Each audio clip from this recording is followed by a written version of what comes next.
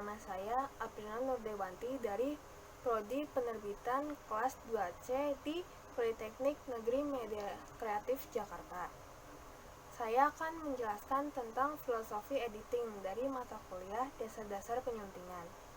Yang pertama, filosofi itu berarti basis dasar pengetahuan yang menjadi pijakan editing. Di dalam ilmu editing terdapat 3 filosofi. Yang pertama adalah ontologi editing.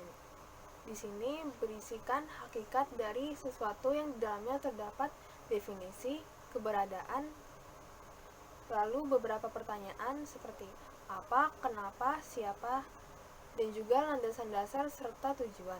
Yang kedua ada etimologi editing. Di etimologi editing, kita mengetahui cara-cara yang dilakukan dalam editing. Terdapat cara-cara, prosedur, hingga teknik dalam pengeditan. Yang ketiga, yang terakhir, ada aksiologi editing. Di sini merupakan nilai-nilai yang terdapat dalam sebuah ilmu. Dan dari sini juga kita bisa mengetahui hasil produksi yang kita lakukan, lalu kita tahu manfaat serta nilai-nilai yang terkandung di dalam hasil produk kita, seperti nilai material, spiritual, dan eksistensial. Selain itu, ada 2 hal yang menjadi landasan editologi. Yang pertama adalah kebutuhan manusia akan bahan informasi dengan pencetakan massal sejak revolusi industri oleh Gutenberg. Yang kedua, kebutuhan estetika dalam bahan informasi yang tercetak dan diproduksi secara massal.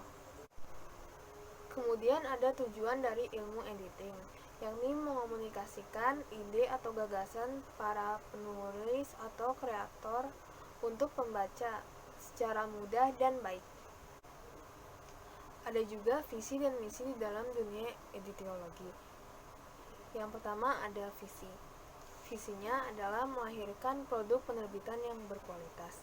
Dan misi dibagi menjadi 2. Yang pertama adalah misi umum, yakni mempengaruhi orang sebanyak-banyaknya agar hidup di peradaban yang tinggi dan baik. Yang kedua ada misi khusus, yakni menumbuhkan budaya baca, tonton, dan simak yang baik.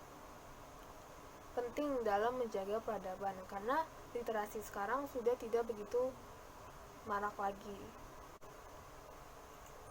Lalu ada peta jejaring editor. Yang pertama, penulis, yaitu orang yang menulis naskah atau buku. Editor membagi ide atau gagasannya kepada para pembaca melalui tulisannya. Yang kedua adalah penerbit. Penerbit merupakan badan yang membiayai penerbitan dan dapat mencetak buku. Terus yang ketiga ada pembaca. Pembaca merupakan konsumen sekaligus target pembaca dari penerbit. Terus yang keempat adalah desainer. Desainer mengurusi semua visualisasi buku yang sudah ditulis oleh penulis. Yang terakhir, yang kelima adalah marketer. Mereka adalah badan dari perusahaan atau penerbitan yang berusaha untuk menjual buku ke toko-toko buku atau retail. Lalu ada kriteria editor. Yang pertama adalah percaya diri. Seorang editor harus percaya diri dengan kemampuan kebahasaannya untuk menghasilkan naskah yang layak diterbitkan. Yang kedua ada peduli. Peduli dengan penulis dan kelayakan naskah yang baik agar dapat diterbitkan. Yang ketiga adalah objektif, yang berarti editor dapat memilih penulis dengan naskah yang layak dan baik sesuai dengan kriteria penerbitan. Yang keempat adalah cerdas dan cekatan. Dalam menjalankan tugas, editor harus cepat tanggap. Selain itu, deadline yang menumpuk juga harus dikerjakan dengan cepat. Yang kelima, bertanya alamiah. Pertanyaan yang diajukan editor adalah pertanyaan yang berbobot. Yang keenam, diplomasi. Editor harus mampu bekerja sama dengan penulis ataupun penerbitan dalam menjalankan tugasnya dan membangun relasi yang baik antara keduanya. Terus yang ketujuh, mampu menulis.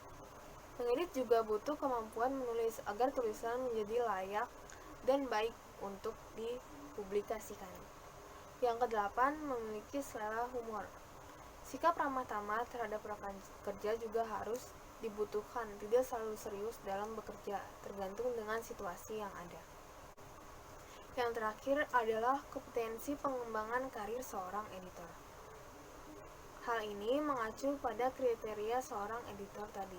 Yang pertama adalah memecahkan masalah, yang kedua membuat keputusan, yang ketiga menguasai komunikasi untuk membangun jaringan antara rekan kerja, terus yang keempat adalah mengefektifkan dan mengefisiensikan tugas-tugas. Sekian penjabaran dan pengertian tentang filosofi editing dari saya. Kurang lebihnya mohon maaf. Wassalamualaikum warahmatullahi wabarakatuh.